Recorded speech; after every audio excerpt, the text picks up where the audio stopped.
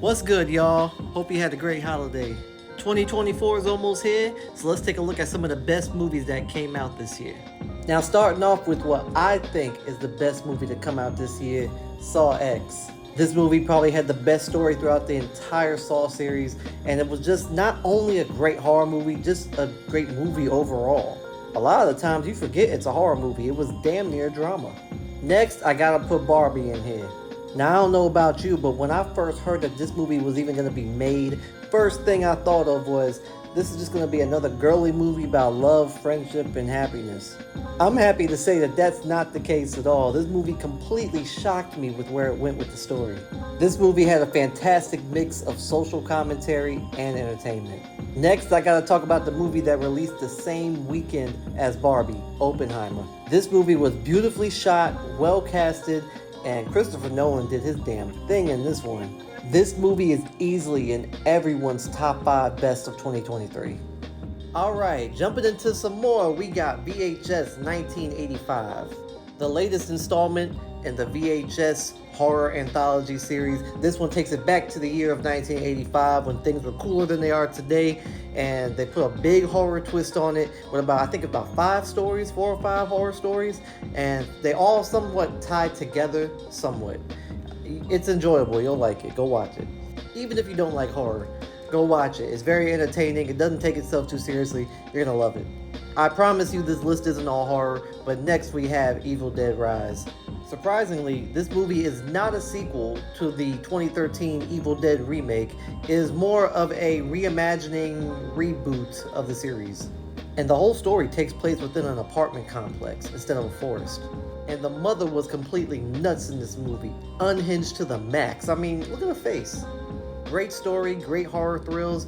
It's actually surprising that they were able to limit the environment to an apartment and still pull this great of a movie off. Next, we have probably one of the most underrated movies to drop this year, Transformers: Rise of the Beast.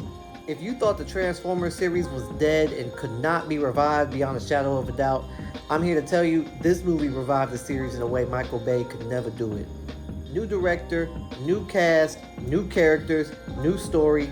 Go watch it. It brings back hope for the series, especially with its twist ending. Next, 2 words, Infinity Pool.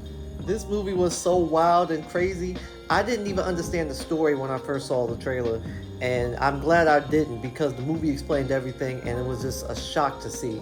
The 2 selling points for me was the director Brandon Cronenberg, son of the renowned filmmaker David Cronenberg, and the lovely, talented Mia Goth. I ain't gonna lie, I have a huge crush on Mia Goth. Anything with her in it, I'm probably gonna watch it. I wish I was this guy right now. For all my history buffs, we got Napoleon, the biopic of French Emperor and military commander Napoleon Bonaparte. Now, I'm not much of a history buff myself, but Joaquin Phoenix played the shit out of this role, Ridley Scott directed a great movie, and I enjoyed it. So even if you're like me and you fell asleep in history class in high school, you'll still enjoy this movie.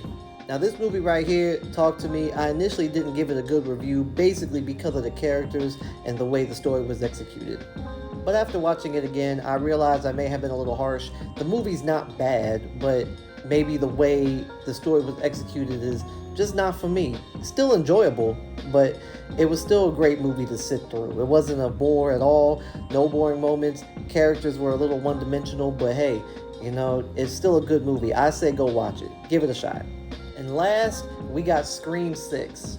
This movie came out at the top of the year, and it was a great opening to 2023.